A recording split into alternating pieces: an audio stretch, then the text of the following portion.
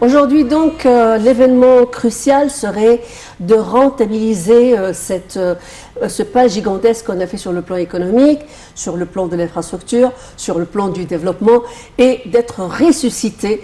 On a été vraiment ressuscité sur le plan économique et on est devenu un pays émergent. Je veux dire, ce concept économique est prépondérant et aujourd'hui est devenu une réalité. Alors aujourd'hui, le pas de pouvoir rentabiliser, je veux dire, tout ce travail a été au centre de ce forum et de ces séances qu'on a pu suivre en direct sur Night TV International, justement, qui parlait de cette question de rentabiliser l'expérience égyptienne, intitulée d'ailleurs l'expérience égyptienne et une nouvelle vision de la reconstruction dans les pays arabes et africains.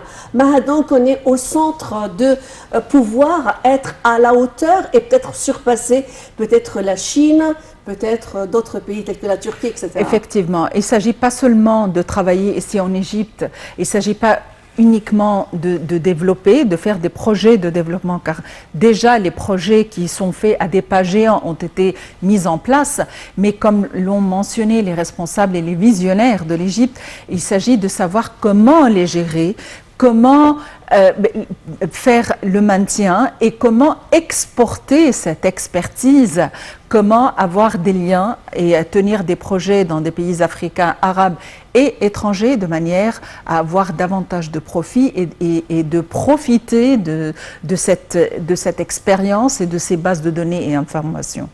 Alors, il s'agit donc également de parler de ce rapport qui a été consacré à l'Égypte, à cette réussite égyptienne.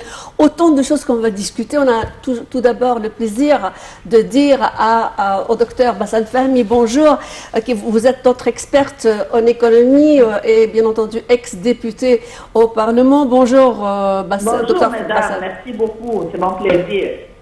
Alors, on va peut-être commencer par, on a déjà fait une introduction en ce qui concerne ce forum d'importance, mais permettez-nous de commencer avec cette question de ce rapport qui a été rendu dans une cérémonie hier, qui a été rendu public, qui concerne l'Égypte et le développement humain, qui a été donc l'œuvre de tout un travail d'experts du PNUD, donc, et qui a été sous le regard du président Fattah Sisi et surtout avec cette réussite, les félicitations de cet organisme justement hors pair.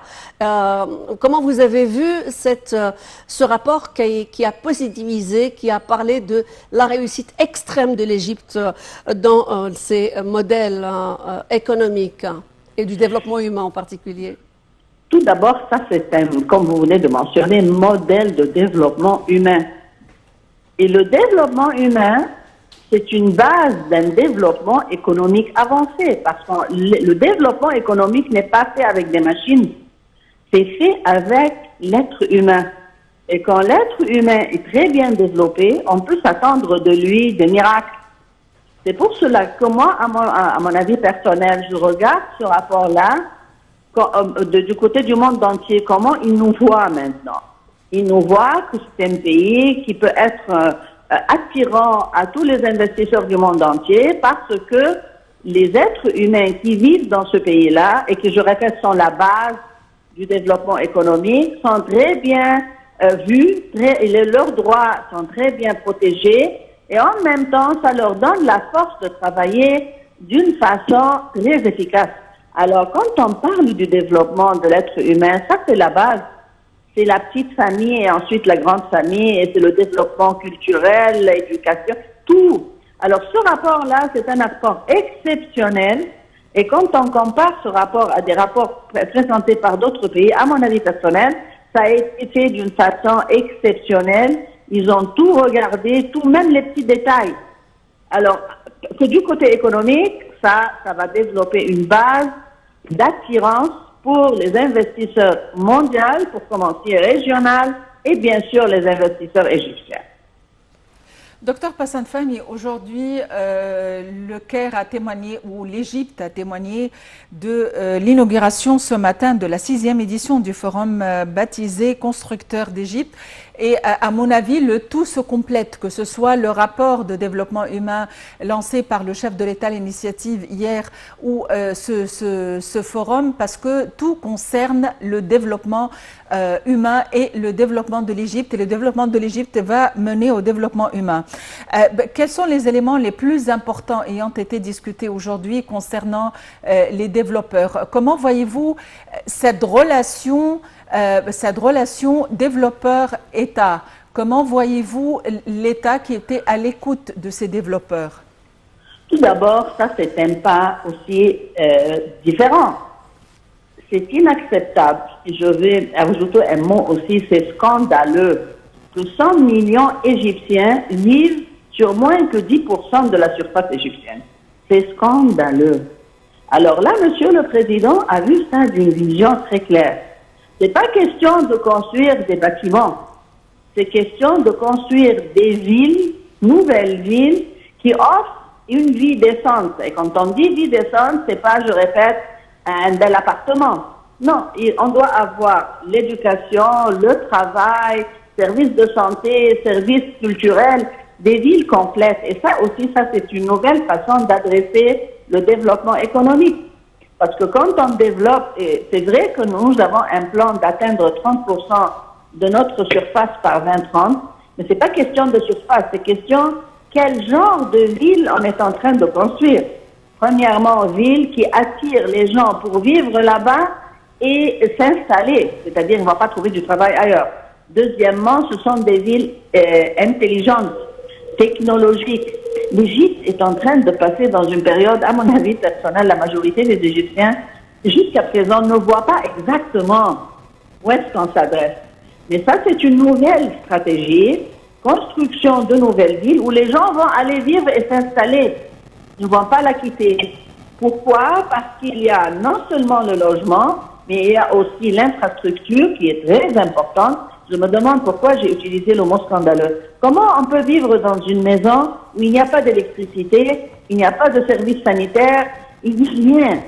C'est scandaleux. Alors là, oui, ce sont des nouvelles villes qui vont attirer les Égyptiens pour vivre d'une vie décente, mais sur une surface, comme le plan est en place, ça va atteindre 30% par 2030, mais j'espère que ça peut avancer beaucoup plus vite que ça. Alors, oui, c'est une stratégie qui travaille tous en parallèle.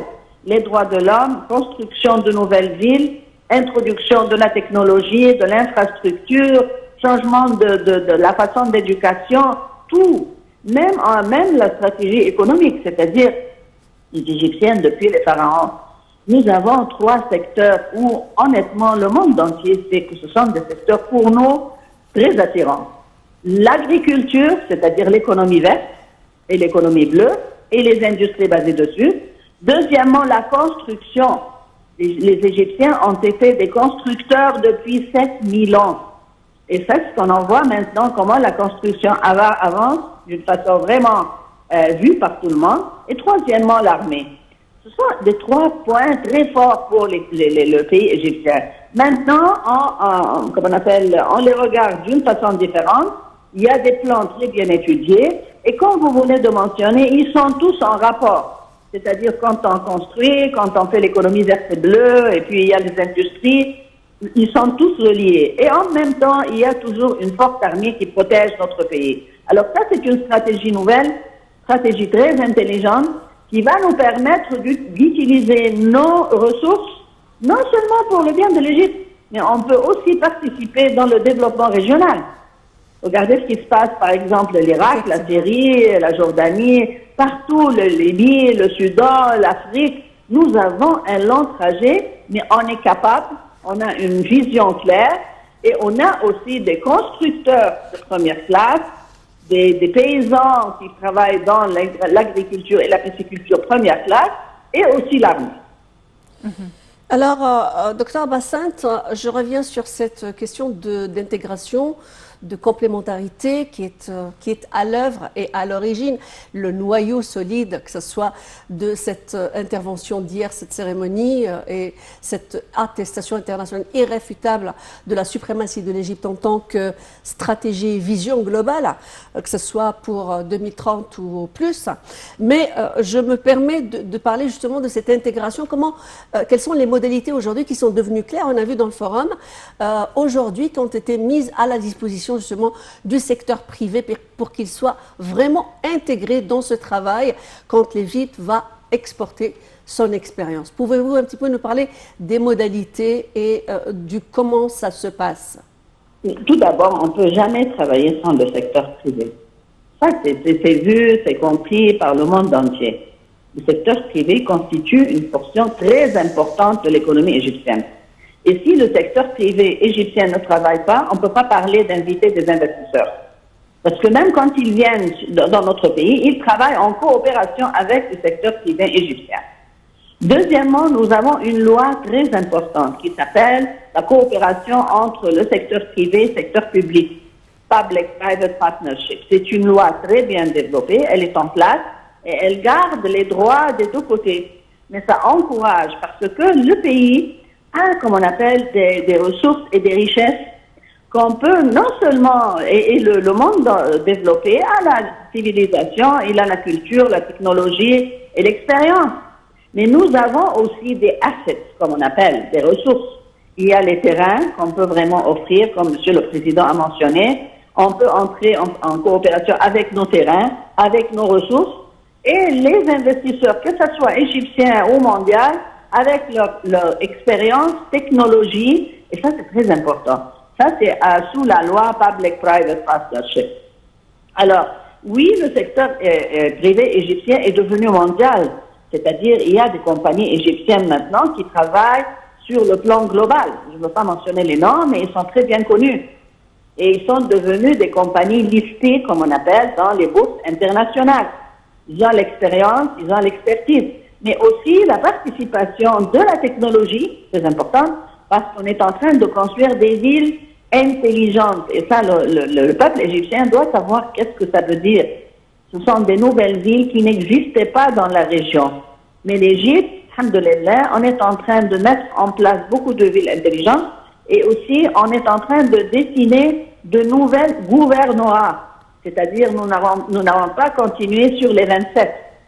Étant donné qu'on utilise moins que 10% de la surface, alors on a la chance et la possibilité de développer de nouvelles, et je répète nouvelles, gouvernorat avec des plans économiques tout à fait différents. On regarde, les richesses en Égypte sont très bien distribuées. Nous avons un climat incomparable. Nous avons, le peuple égyptien est jeune. Moins que 50% de la population sont des jeunes. Nous avons des ressources. Alors tout ça, ça peut nous aider facilement à accomplir les objectifs, non seulement avec le secteur privé égyptien, mais aussi les compagnies qui existent dans la région et les compagnies mondiales. Alors, on avance très bien et aujourd'hui, ça a été très bien expliqué. Nous avons un plan très optimiste. Inch'Allah, ça va avancer positivement.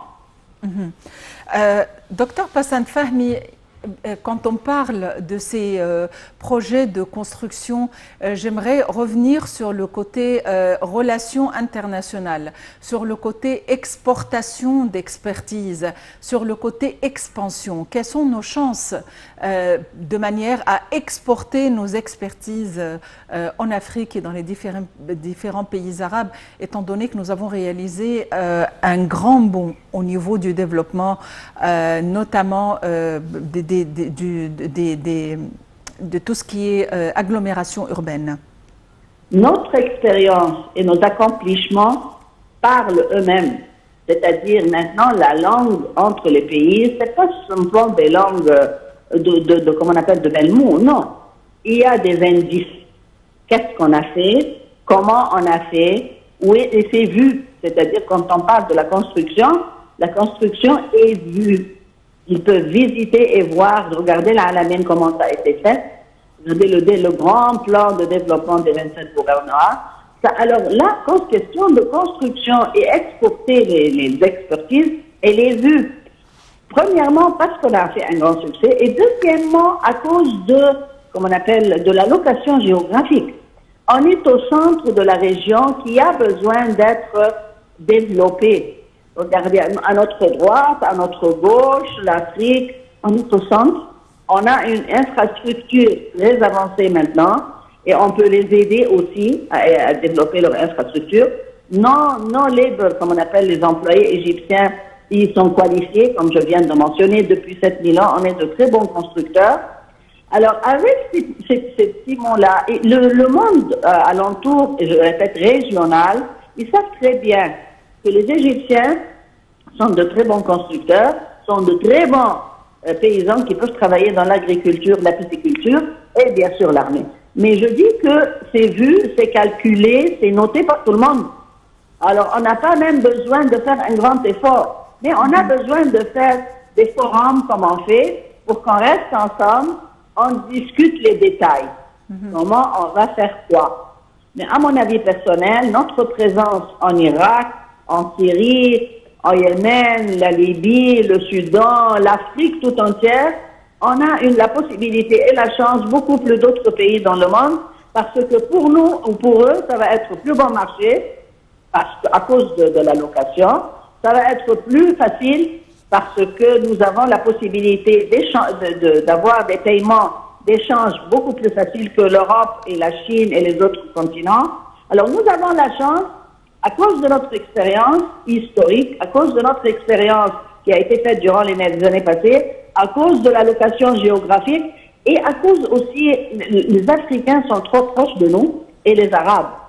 C'est-à-dire, il n'y a pas de barrière quand les employés travaillent ensemble. C'est beaucoup plus facile et la langue aussi est facile, elle est bien parlée. Alors, tous ces points-là nous donnent la chance d'avoir la possibilité, et aussi quand on fait des contrats, ça va être beaucoup plus bon marché que les compagnies européennes et américaines, parce que à cause de la location.